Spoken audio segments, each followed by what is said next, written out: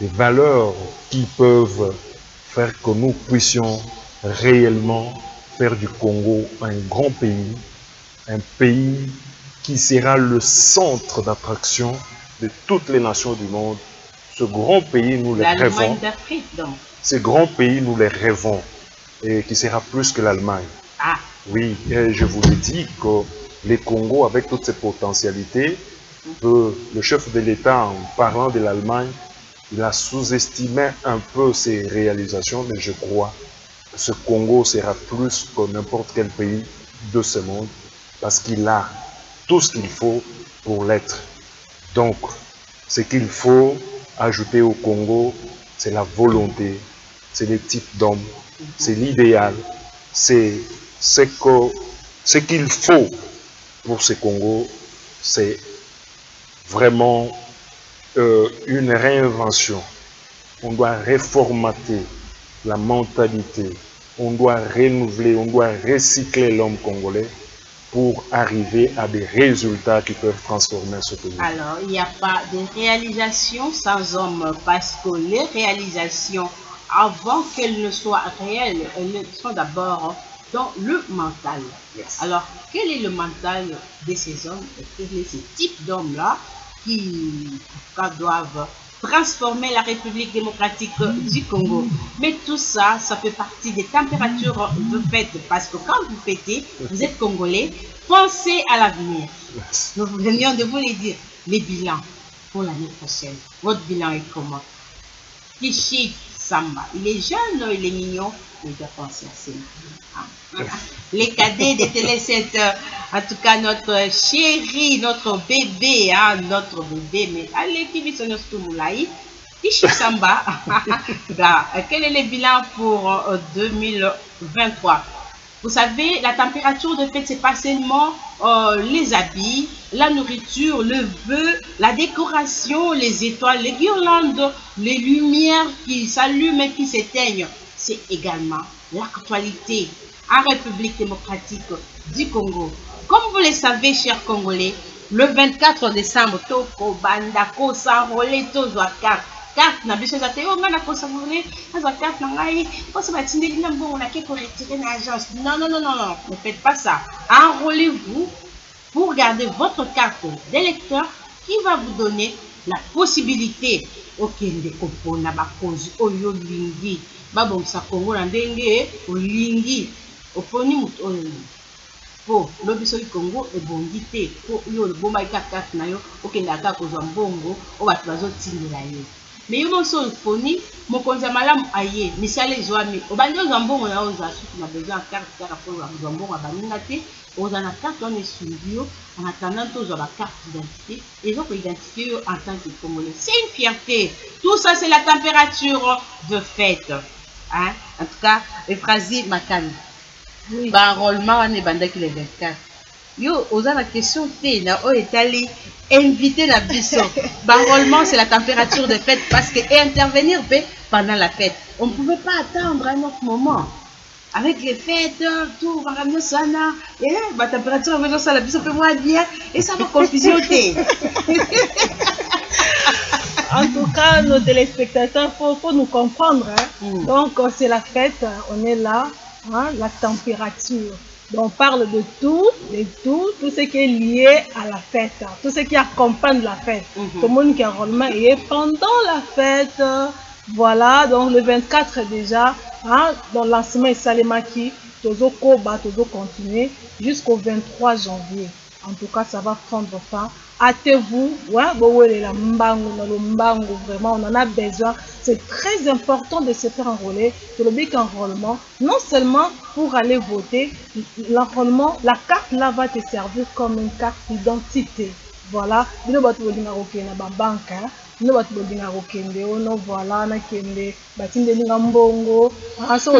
carte en tout cas.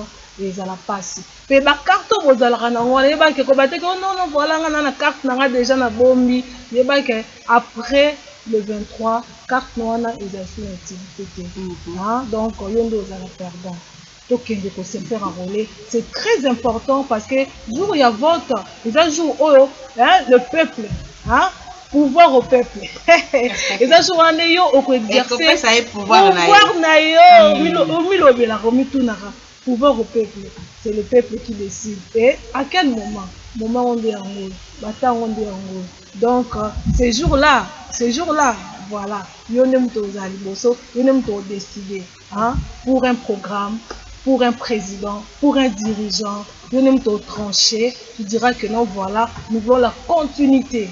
Continuité, la ligne rupture, on s'arrête là, voilà, c'est à toi de décider. Maintenant là, l'opportunité t'est donnée, hein, pour que pour se faire enrôler, va te faire enrôler, dois carte nayo, hein, bomba yango malamu, bomba yango batele yango, pour que ces jours-là, donc yo, hein, na maponani, hein, oloba oui ou oloba non. Voilà. Monsieur Freddy, vous savez, avec ces opérations qui ont été lancées les 24. Parce que c'est exact timing, il y a bien pour lancer l'opération en gros. Oui, merci madame. D'abord, la bosse na ki lokomoko.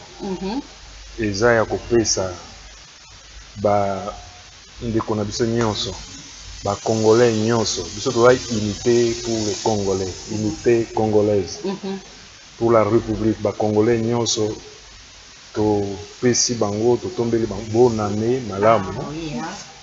Il y a 2023. L'année à 2023 est une année moko il y a détermination de tout un peuple pour sa vie.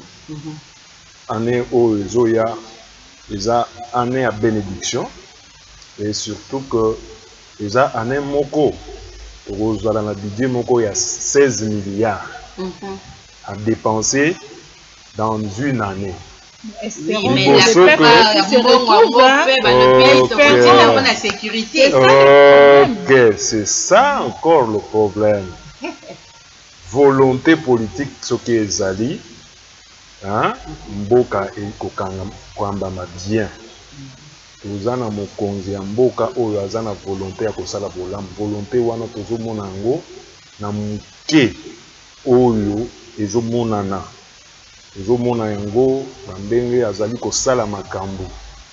Volonté ezali. Tolobi te que volonté wana ya mokonzi par rapport à la question qui a été posée, donc il ne s'y caté to pas s'éloigner na la question oyo tunaki. Balancer opération, il y a enrôlement, enregistrement, il y a électeur le 24 décembre. Pendant la fête, la température à fête.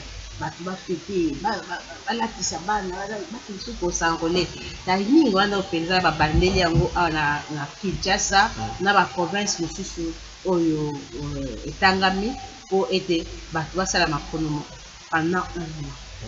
Timing wana est-ce que c'est vraiment convenable?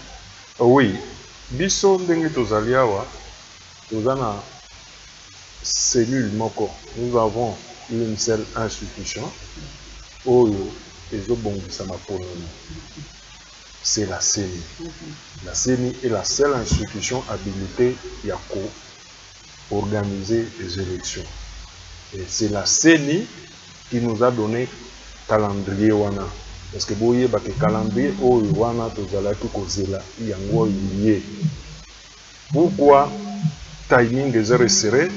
C'est parce que les élections doivent être tenues dans le délai constitutionnel. On ne pouvait pas amener les élections au-delà du délai constitutionnel. Wana est la première raison. Oebi pona makambo ya seni, pona kosala loi électorale, pona kopona bakambi ya seni, ezalaki bilinga na classe politique.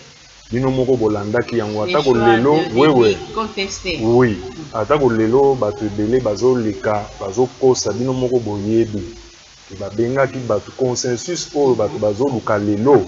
C'était même pas un problème parce que toutes les portes étaient ouvertes à tout le monde. Il y a des gens oyo bamonaki série wana que non, il fallait pas aller dans cette direction là, il fallait s'opposer. Ngana zomi tuna opposition, les gens pour s'opposer contre Batou ou on se pose contre les idées et la gouvernance. C'est ça le problème. On sent que dans la classe politique, on manque l'objectif. L'objectif, ce n'est pas de s'opposer à une personnalité, à un individu. Mais l'objectif, c'est de s'opposer à un système. Mais si le système s'avère respectueux de droits, respectueux de la démocratie, je crois qu'une bonne opposition, comme dans d'autres pays, doit normalement apporter ses contributions et va se lancer dans de propositions et de contre-propositions. Nous n'en sommes pas là.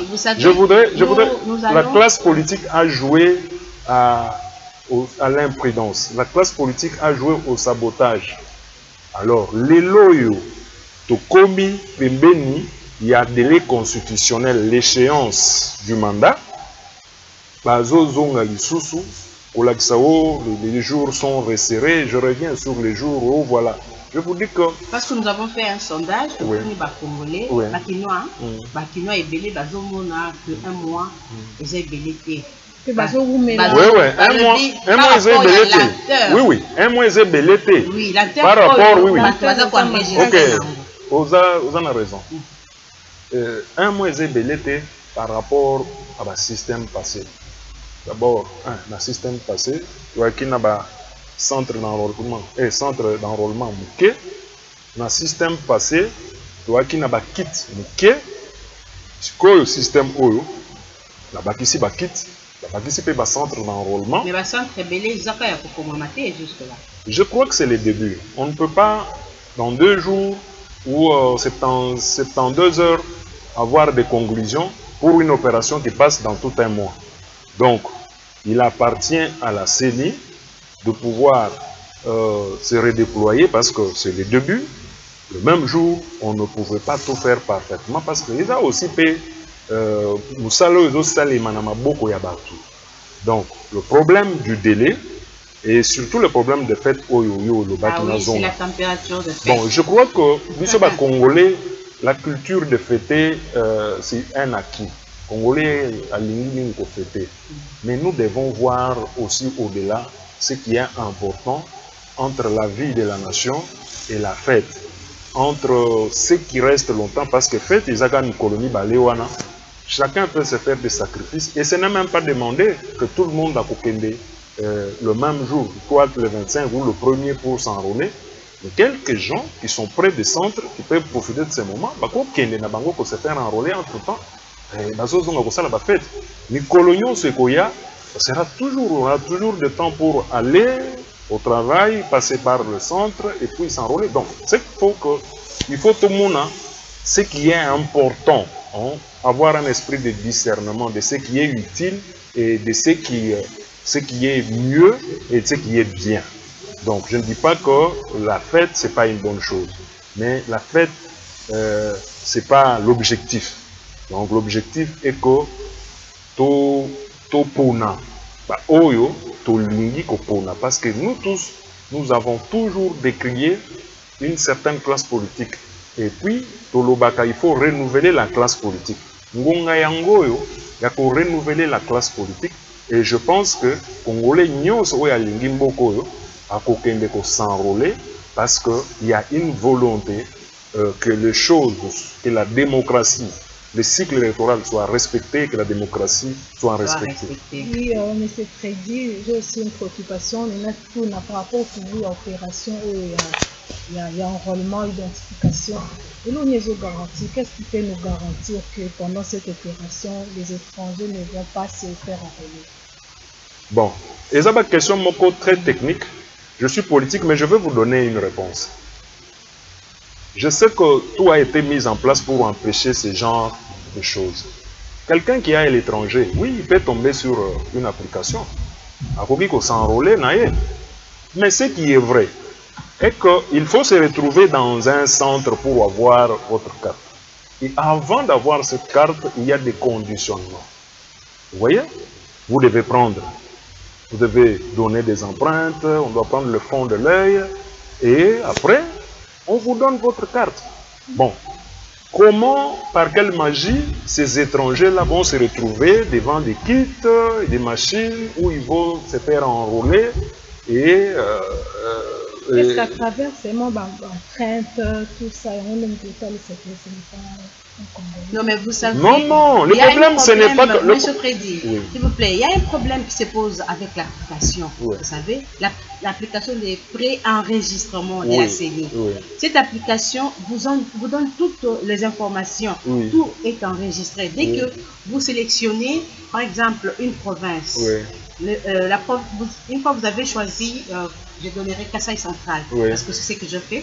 Kasaï Central, et puis on vous donne les districts. On vous donne Demba, Dibaya, tout ce que vous connaissez là.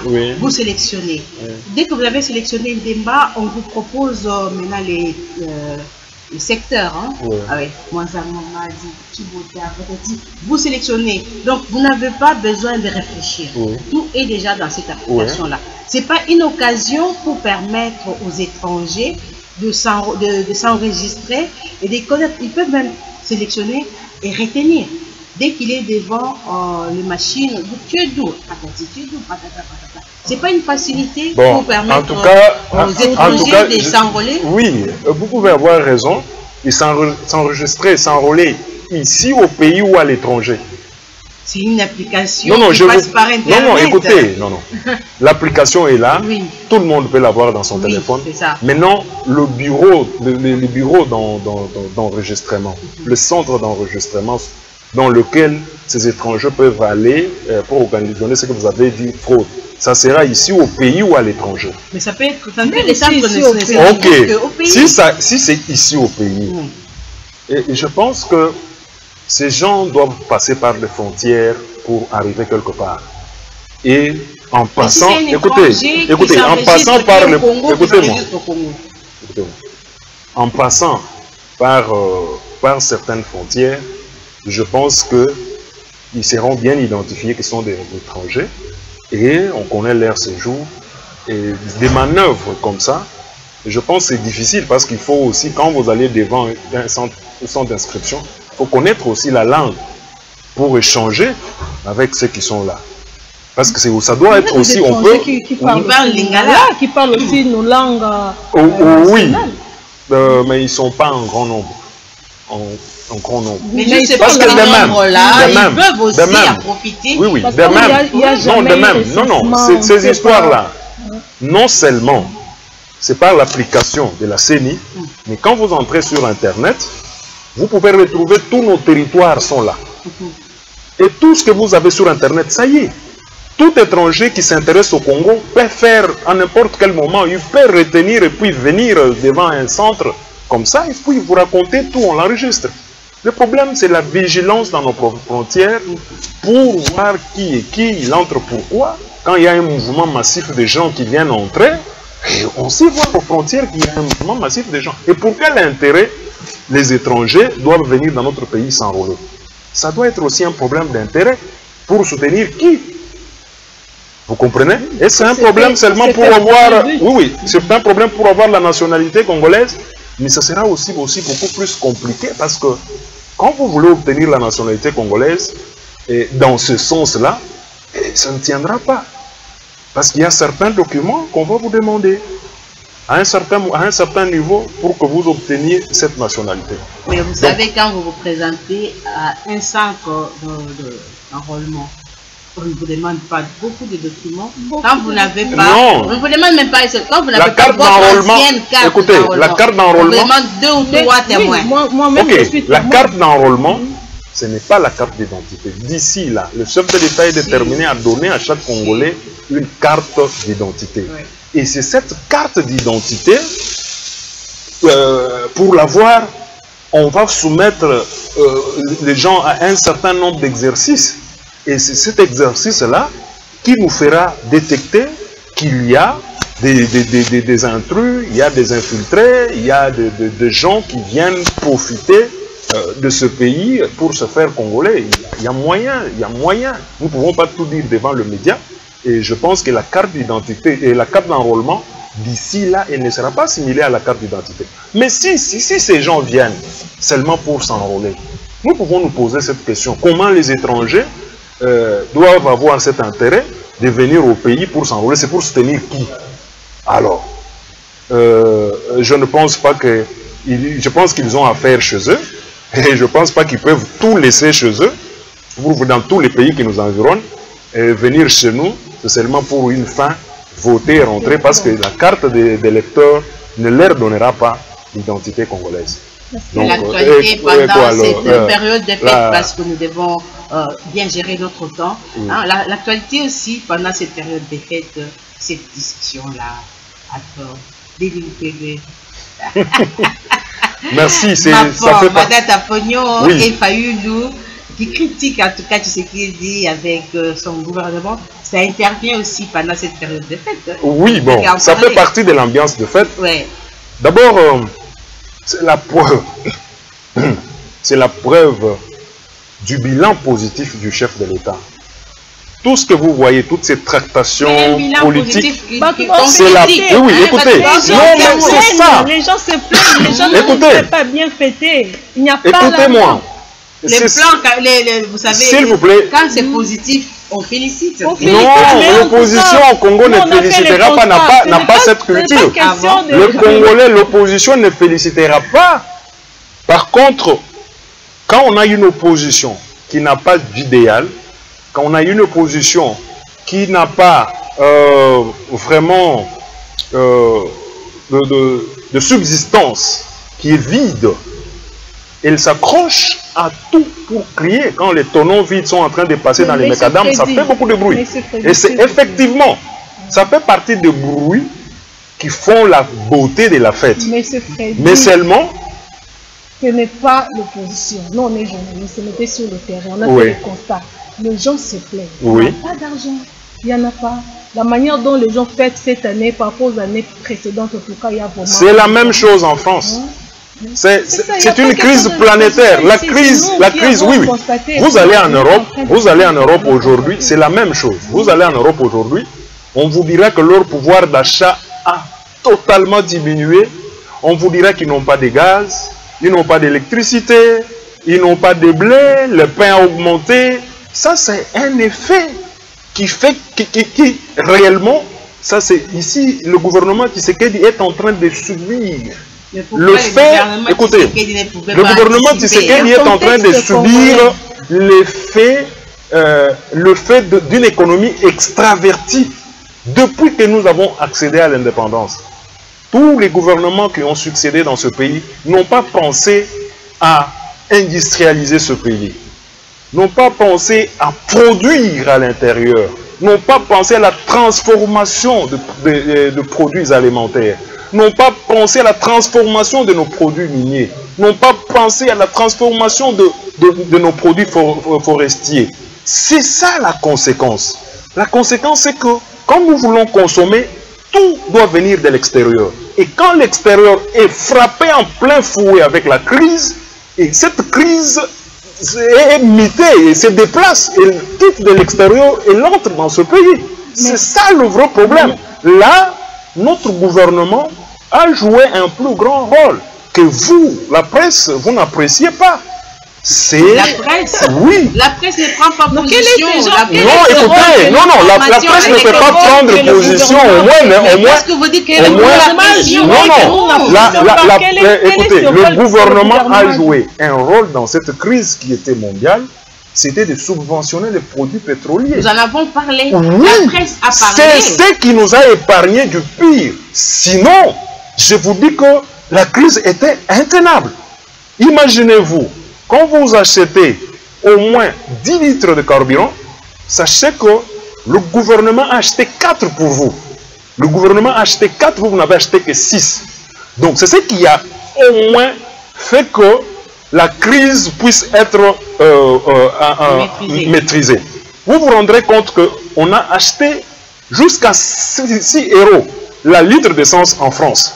Pendant qu'ici, on achetait la litre de carburant à au moins $1,50, le prix le plus élevé. Donc, le Congo qui ne produit pas, qui n'est pas un grand producteur pétrolier, arrive à maîtriser parmi les grandes puissances du monde. Nous citons la France, l'Allemagne et tous ces pays d'Europe. qui ont connu une crise sans précédent. Ça, il faut féliciter le gouvernement Sama.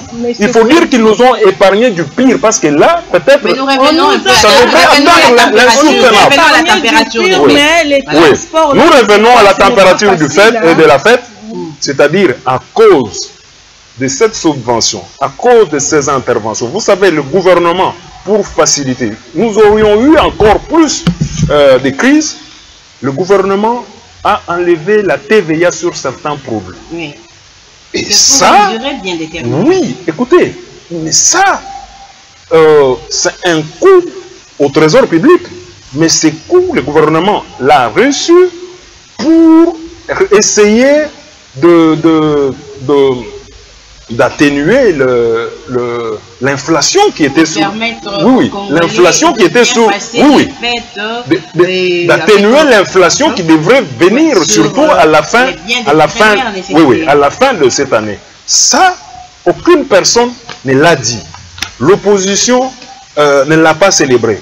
Mais seulement, avec regret, certaines personnalités, d'ailleurs, pour qui j'ai beaucoup de respect pour le docteur Mukwege, j'ai beaucoup de respect pour Matata Ponyo et pour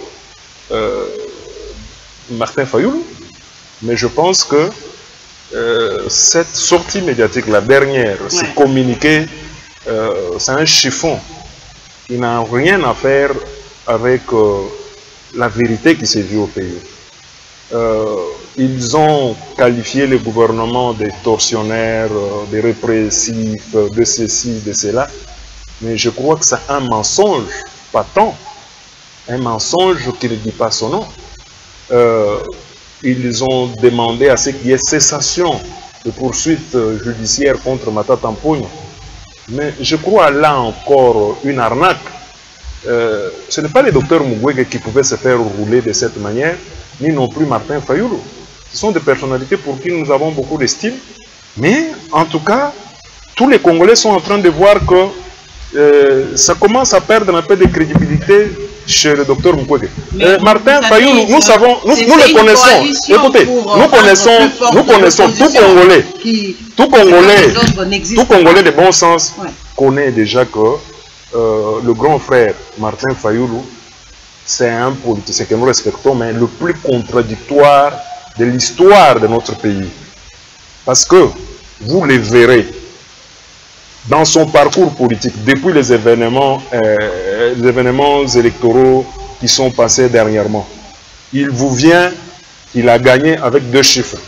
Tantôt il a 8 millions, tantôt il a 11 millions. Ça, c'est lui-même. Pour Vital Kamerhe, non, il est arrêté politiquement. Mais il va en France, la même personne dit non, Vital a volé. Donc, quelle contradiction. Hier, il a dit que c'était l'affaire Bukangalezo était une escroquerie rocambolesque que le pays n'a jamais connue. C'était une escroquerie. Tout ça. Aujourd'hui, il va demander à la personne qui se trouve au centre du jeu, dont le rapport de l'IGF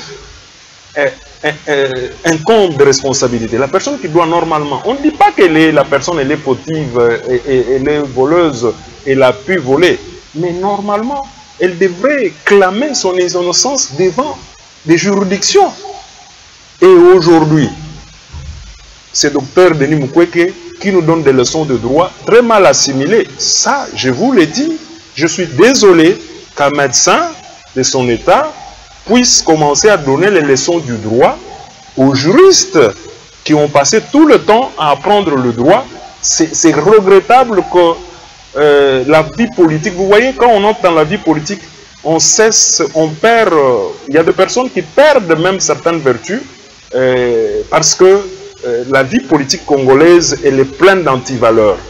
Ils ont été péchés seulement, on a rempli la bouche et on a fait une mise en bouche chez le docteur Mukwege. Il commence à se justifier. Vous verrez comment il est vraiment en défensive maintenant. Il commence à se justifier parce que c'est tout le monde qui se plaint, qui dit que non, mais même s'il fallait descendre, Et ce n'est pas à ce niveau-là que le prix Nobel de la paix pouvait se retrouver.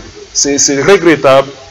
Avec tout le respect que j'ai pour lui, ce n'est pas lui qui devrait décevoir, qui devait ternir l'image de Marc qu'il a construite d'ailleurs, cette image qu'il a construite comme médecin. Mais il va la brader en politique.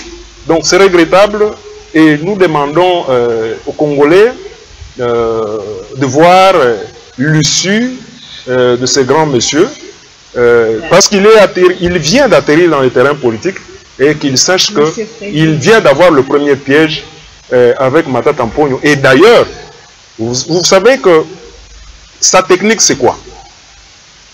On est en train de le poursuivre pour Bukangalozo. Monsieur crée un parti politique. Maintenant, ça devient qu'il est poursuivi pour des raisons politiques. Mais la poursuite, le problème a commencé bien avant la création de son parti politique, bien avant qu'il se déclare même candidat à président, candidat à la présidence.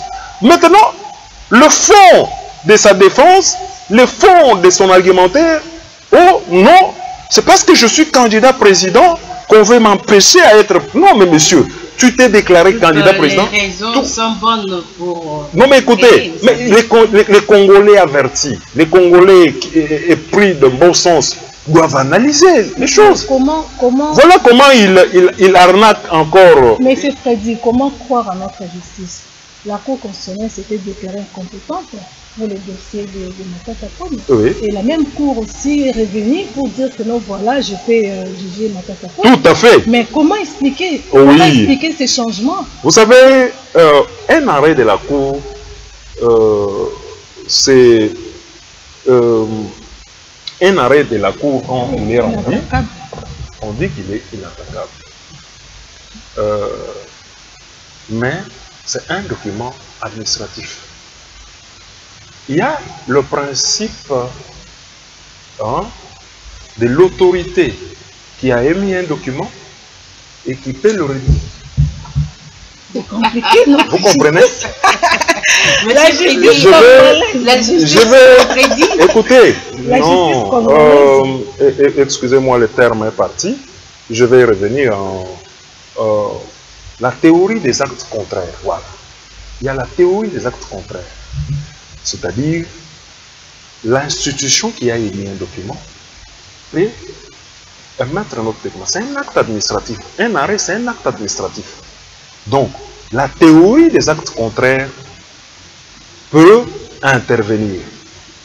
La même Cour constitutionnelle qui a émis un arrêt peut revenir sur son arrêt suite à une erreur matérielle. Ça c'est déjà fait, on a la jurisprudence. Vous avez vu l'affaire des députés, c'était bon parce que il y a certains députés, aujourd'hui même les députés qui ont bénéficié de l'erreur matérielle de la Cour constitutionnelle, aujourd'hui ces mêmes députés osent traiter la Cour d'une Cour acquise à la cause d'un homme parce que la Cour a dit les droits, a dit, oui, écoutez, bien faire les choses. Écoutez-moi. C'est une haute cour. Écoutez-moi. C'est une cour. Il y a toujours, écoutez-moi, il y a toujours lié, écoutez-moi, il y a toujours lié que dans le travail d'un homme, on puisse connaître des erreurs. Vous savez c'était quelle erreur? Comment notre constitution, vous voulez me faire croire aujourd'hui que notre constitution est restée muette quant à la juridiction qui peut juger un ancien premier ministre? Non, tout est là. Je peux vous lire l'article. Je peux vous lire l'article. C'est un dossier vraiment facile. Je peux vous lire l'article. Nous sommes en train de nous éloigner petit à petit. Nous parlons de température de fait. Ok, vous savez, merci. C'est la politique, c'est l'actualité. Oui. Mais nous parlons de l'actualité de tous ces événements qui sont passés pendant cette période de fête. Oui. Vous savez, le procès Bukangalozo, ce n'était pas en décembre. Oui. Non, mais on l'a fait revivre en décembre. On a parlé. Ne nous éloignons pas de l'essentiel. Oui. Vous savez, Matata, Modeni Mukwege et Martin Fayoulou, et En tout cas, ils ont fait cette petite discussion, ou grande discussion, par rapport à leur façon d'analyser la façon de gouverner de Félix Tshisekedi avec toute sa grande équipe de Warriors. Oui. Ouais, Voilà, c'est ça. Non, mais voilà, je peux revenir sur cela. Je peux essayer de dire encore un petit mot. Parce qu'on s'est plus attardé sur l'affaire Matata et autres. Mais écoutez, c'est bien quand une opposition parle, par exemple, du bilan d'un gouvernement, mais il faut que ce soit une critique qui est réaliste. Il y a une sorte de développement... Mais ne dites pas qu'elle n'est pas réaliste parce qu'elle ne correspond pas à votre vision. Non mais écoutez, mais la réalité, le réalisme c'est quoi? C'est dire toute la vérité autour d'une situation. On ne prend pas seulement une facette. C'est comme quelqu'un qui se présenterait... Écoutez, c'est comme ça. C'est comme quelqu'un se présenterait ici sur le plateau. Il vous amène un pain. Il vous dit que ce pain, en 2018, ce pain était à 200. Et nous sommes en 2023, en 2022, ce pain est à 500. Il vous dit tout de suite que non. C'est parce que le gouvernement Tshisekedi n'a pas bien travaillé, le bilan est négatif. Or, la personne sait que partout, la personne qui vous dit là, elle est consciente, c'est une personne qui est instruite, qui sait que le pain là, le même prix qu'il y avait en France en 2018, ce n'est pas le même prix qu'il y a en France du même pain en France aujourd'hui. Et la personne sait très bien que ce n'est pas par la faute du gouvernement de Tshisekedi que le pain a augmenté. C'est parce que là où l'on achète la farine, elle a augmenté, il y a rareté, elle a augmenté des prix. Et ça, la réalité sur le terrain, c'est quoi? Effectivement, il y a augmentation des prix. Mais le prix, ce n'est pas par la mauvaise gouvernance du gouvernement Tshisekedi. Mais c'est parce que là où l'on achète, ça a augmenté des prix et c'est parce que notre économie est extravertie depuis 1960. Voilà la bonne réflexion. Et quand on réfléchit comme ça, on ne peut pas venir arnaquer une population. Mais c'est Freddy, notre économie est extravertie depuis 1960. Oui. Quoi faire alors? Qu'est-ce que vous avez fait pour changer les choses? Voilà. Nous avons nos terres arabes, 90 millions de terres arabes. Très bien, madame. Qu'est-ce que vous faites alors? Ça, avec ces terres-là. Merci beaucoup. Fatigué, on va les exploiter pour éviter des temps. Voilà. C'est pour cela. Chanson, quoi, extraverti. Félix Tshisekedi, vous l'avez suivi. Dans tous ses discours, il fait référence à ce que vous dites. Nous avons des terres arabes. Nous avons... Ils vous ont fait quoi? Écoutez, vous ne savez pas que Kanyamaka CC a été doté, depuis que ça a été créé par Musée, ça n'a jamais été revalorisé comme actuellement.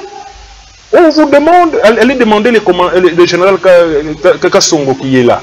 Il vous dira que depuis que cette histoire a existé, c'est aujourd'hui que ça a pris l'ampleur industrielle. On a doté Kanyamaka CC de nouveaux engins, de matériel de dernière génération pour booster la production agricole. Il y a Bukangalonzo qui a été relancé. Il y a beaucoup de Albombaché, quand vous y allez, le gouverneur de la province du Katanga a investi beaucoup dans des projets agricoles. Au Kasaï oriental, nous avons le projet Nkwadi, où on doit, qui est modernisé, il y a des engins pour la production agricole. C'est-à-dire quoi? Il y a des efforts qui sont en train d'être faits pour arriver à quitter de cette dépendance de l'extérieur. Même avec notre armée, nous voulons maintenant que notre sécurité ne soit pas une sécurité externe. Nous voulons que notre sécurité soit assurée par nous-mêmes. Aujourd'hui, si nous sommes arrivés... Parlant de la sécurité, oui. Cette période de fête-là, oui. La sécurité à l'Est, elle est assurée? Oui, je vous dis que la partie Est, c'est une partie en proie d'insécurité. Ça fait plusieurs années. Ça fait plusieurs années. Oui. Mais n'oubliez pas les efforts qui ont été consentis par le chef de l'État, les efforts qui ont pris d'ailleurs une grande partie de notre budget, les efforts sur le renforcement des capacités, de notre capacité défensive et offensive de notre armée, les efforts qui sont accrus, ces efforts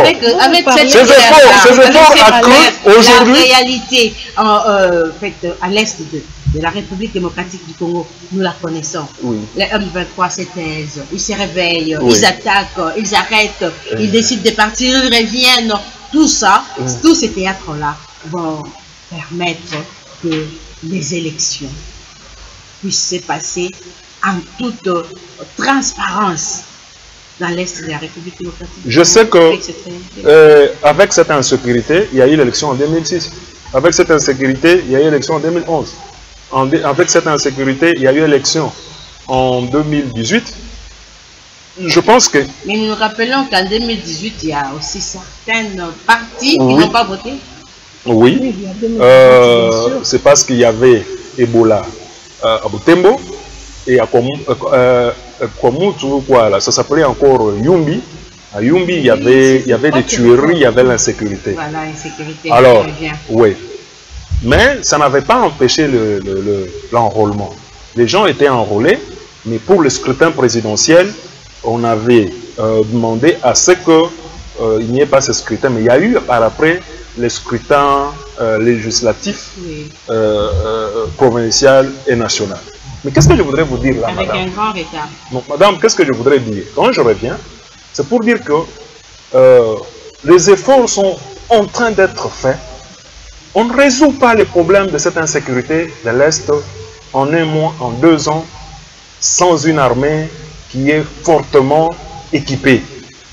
On vient d'avoir la levée de la notification. Oui. Je crois que ça aussi, ça fait partie de l'ambiance de fête. C'est l'ambiance de fête également. Les Congolais devraient fêter. Écoutez, cette levée de notification. Cette levée de notification, c'est une grande victoire diplomatique. Parce que nous allons aussi parler de la diplomatie. C'est pour d'abord renforcer les capacités de nuisance de nos forces armées qui doivent normalement faire mal au front à leurs ennemis afin de mettre définitivement la fin aux aventures rwandaises qui sont en train de semer la mort à l'Est. Ce n'est qu'à ce prix-là, avec l'avènement de la loi. Avec ces aventures rwandaises, avec un Kagame qui se croit tout puissant. Non, mais Kagame a été réduit en miettes. Là, nous allons en parler. Kagame n'existe plus. Kagame, c'est une caracasse qui existe sur la scène politique maintenant. Mais alors vous savez que Kagame a été ridiculisé. Je vous informe, j'informe à tous les Congolais qui n'ont pas eu l'information par un ministre congolais, Jean-Lucien Boussa. Ça, c'était du face à face. Et c'est Kagame qui présidait cette réunion à Niamey. On lui a dit, Monsieur Paul Kagame entre, on lui a dit séance tenante et il était humilié dans ses petites chaussures. Il pouvait entrer sans forcer. Donc, ce n'est qu'une silhouette qui existe, c'est l'épouvantail. Kagame n'existe pas. On l'a déjà démystifié par le béton national. Kagame a été rendu en poudre. Ça n'existe pas, ce monstre de Kagame qui a fait peur à tout le monde au régime passé et qui pouvait tourner à Kigali et puis à Kinshasa en Chine. Non, Kagame est devenu un petit garçon qui est derrière, un petit garçon de course de Macron. Et quand Félix parle avec Macron, c'est de tête à tête, il lui dit. Et Kagame va chez Macron pour demander de l'aide. Et je vous dis que la République retourne cette fois-ci dans les concerts des nations avec fierté. Nous pouvons nous en féliciter parce qu'aujourd'hui, la République est considérée. Vous avez vu aux États-Unis, et même aujourd'hui, il y a des vagues de réactions. Je vous informe que le Congrès américain est en train d'examiner l'implication de Kagame pour le sanctionner davantage. Il y a eu des sanctions. Les États-Unis ont dénoncé et il y a eu on a dénoncé par toutes les grandes puissances du monde. Toutes les grandes puissances, au moins les 5 membres. Les 5 membres du Conseil de sécurité, les 5 membres permanents, tous ont dénoncé, ont décrié et ont demandé à Kagame de se retirer. Ça, ce n'est pas de la blague. C'est ce qu'on appelle... Kagame s'est retiré. Écoutez, ce qu'il fait, hein, c'est comme le serpent. On l'a déjà écrasé la tête, il continue à bouger sa petite queue. Et ça n'a pas d'effet parce que il est à découvert. Ça n'a pas d'effet, mais dans l'autre temps, il y a des milliers de Congolais qui continuent tout à fait. À perdre de mais vie écoutez, de ce côté-là. Il faut, quand on donne, écoutez, M23. mais je vous dis, quand vous êtes sérieusement malade, quand on vous pique, n'est-ce pas, ça fait mal. Quand la piqûre, plus la piqûre fait mal, elle guérit définitivement. Ce que nous voulons obtenir, nous compatissons avec notre population de l'Est. Et nous, ça fait mal. Ce qui se passe à l'Est, c'est inhumain, c'est condamnable. Mais ce qui est vrai est que nous voulons mettre une fois pour toutes fin à cette aventure de ces génocidaires Kagame. Donc, ce monsieur a tenté ses aventures en République démocratique du Congo, ça fait une vingtaine d'années, personne ne l'a inquiété. Mais aujourd'hui, il a devant lui un chef d'État, en tout cas, si c'était permis, que le chef d'État s'en vienne en main, et je crois que c'est difficile pour Kagame de survivre. L'insécurité, c'est aussi ici à Kinshasa, avec la recrudescence de ce phénomène Koulouna. Ces garçons ici, en tout cas, on se pose des questions. Est-ce que nous avons... Est-ce que les gens, vous avez les 31, les Congolais se préparent à fêter dans des églises, aller... Je pense que on se sent en insécurité. Oui, je pense que toutes les dispositions seront prises. La police devra faire son travail. C'est ça l'état des droits. L'état des droits est que chaque personne, à son niveau, puisse produire le meilleur de soi et jouer pleinement son rôle pour lequel il a été placé à ce poste. C'est là que nous demandons à la police congolaise de jouer pleinement son rôle. Parce que vous savez, madame, le phénomène Koulouna, c'est une invention de AFDEL. Yo koli na mboko, toaki na Mobutu. Yo yebaki Koulouna na mboko. To koli na mboko, to yak sasawa. Tout ça, jamais on a connu le phénomène Koulouna. Quand l'AFDEL vient, nos enfants, les écoles sont devenues privatisées, nos enfants ne partent plus à l'école, alors que la Constitution prônait la gratuité de l'enseignement, on a privé à nos jeunes gens l'avenir pendant plus de 21 ans, plus de 23 ans. On a privé à cette jeunesse son avenir. Tous les parents qui n'avaient pas de moyens, leurs enfants ne pouvaient pas aller à l'école. Personne n'a songé à valoriser l'éducation. Personne n'a songé à construire les écoles, à redonner la vie aux enseignants. Les enseignants étaient déconsidérés avec... je ne dis pas que les salaires qu'ils ont maintenant, c'est un bon salaire. Mais c'était presque dérisoire. Quand un enseignant vous touchez 80 000, 120 000, vous comprenez? Là où le phénomène Koulouna est venu, c'est-à-dire que le pays n'avait jamais été géré. Notre éducation n'a jamais été une préoccupation des dirigeants à l'époque dans ce pays. Alors que la Constitution faisait de l'éducation nationale le cheval de bataille de tous les gouvernements. Monsieur Freddy, nous sommes en train d'aller chuter. Je chute avec le problème du phénomène Koulouna. Oui. Je vous dis qu'il y a une volonté de mettre fin à ce phénomène Koulouna et réinsérer ces gens dans la société. L'exemple le plus typique, c'est avec Kanyama Kasese, qu'on a transformé plus de milliers de Koulouna qui sont devenus les bâtisseurs. Et aussi, il y a un processus on devrait quand même vivre les changements. Oui, sur le terrain. Il y a un processus. Non, mais imaginez-vous, les changements, on ne pouvait pas le voir. Non, écoutez. Partout, on se sent en insécurité. Est-ce que vous savez combien de jeunes gens ne sont pas allés à l'école dans ces 21 ans de l'AFDEL? C'est environ 25 millions de jeunes qui n'ont pas eu la chance. Environ 25 millions de jeunes qui n'ont pas eu la chance d'étudier dans ce pays parce que l'enseignement était réservé aux riches. Et vous savez, ces 25 millions-là, quels sont les dégâts qu'ils peuvent apporter?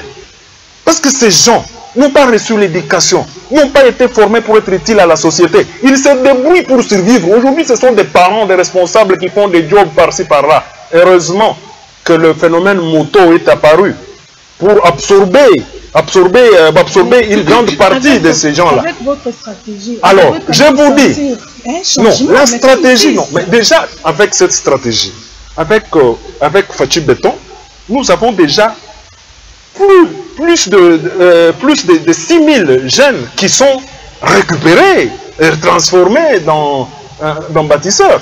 C'est déjà un nombre important. Et ce processus est en train d'aller progressivement. Et je crois, avec la gratuité de l'enseignement, on va épargner à ce qu'on puisse avoir encore des Koulouna en puissance. C'est-à-dire que tout enfant congolais maintenant, qui naît, peut aller à l'école, même quand ses parents n'ont pas l'argent. Parce qu'il y a des gens qui ont critiqué la gratuité de l'enseignement. Mais ils ne comprennent pas le fond. Et que quand les enfants n'ont pas reçu la moindre éducation, ils se transforment en bandits. Monsieur Président, s'il vous plaît, nous allons bien gérer notre temps. On ne va pas éterniser, ce n'est pas la seule question du jour. Vous savez, vous êtes au courant de la sortie médiatique de Moïse Katumbi sur France 24 où il a annoncé qu'il quittait l'Union Sacrée. Oui. Vous êtes aussi au courant de la tenue de leur conférence là où congrès, là où il a été retenu comme candidat de l'ensemble pour le changement. Vous êtes au courant et dans l'entretemps, ce sont les ministres des Katumbi qui sont encore là. On attendait avoir leur démission. Comment analysez-vous cette situation? Voilà. La situation est que le contexte politique a changé. Mentez, il vous en restera un. On a toujours dupé ce peuple. Et le peuple a compris. Le monsieur est sorti seul, tout honte bu. En 2015, il a réussi à séduire un peu certains collaborateurs de Joseph Kabila. Il y a des ministres qui ont abandonné, il y a des gens qui sont précipités, qui sont allés avec lui. Maintenant, il doit comprendre le jeu. Aucun député de l'ensemble ne s'est déclaré soutenir. Bon, je vis seulement un seul député. Bon, celui-là, nous les connaissons. Hein. Nous les connaissons. Bon, il est indésirable de tous. Bon, nous l'avons vu là-bas, une manière d'aller un peu se requinquer. Nous connaissons que c'est de l'aventure. Parce qu'il a toujours changé de langage à tout moment. Mais, imaginez-vous, tous les 70 députés qui sont au Parlement ici, personne n'a fait la déclaration. Personne n'a fait la déclaration. Personne n'a fait une seule déclaration pour dire qu'il soutiendra. Il est derrière Moïse Katumbi et il soutiendra sa candidature. Est-ce que vous me comprenez? Oui. Aucune personne, aucun ministre, aucun de ceux qu'il a placé au gouvernement, aucun ministre n'a fait allégeance pour soutenir sa candidature. Nous attendions voir comment il pouvait influencer les députés qui se sont réclamés être proches de lui ou de son entourage ou de son regroupement ou sa plateforme, se réclamant d'être sa plateforme, qui pouvait normalement dire que nous restons fidèles, nous restons loyaux à monsieur par rapport à ceci, par rapport à cela. Ça veut dire quoi? Ça veut dire tout simplement que monsieur n'a pas d'idéal. Il utilise les mêmes méthodes. En 2015, il avait, pour commencer, dit on n'a pas autorisé à ce que mon avion atterrisse. Il avait aussi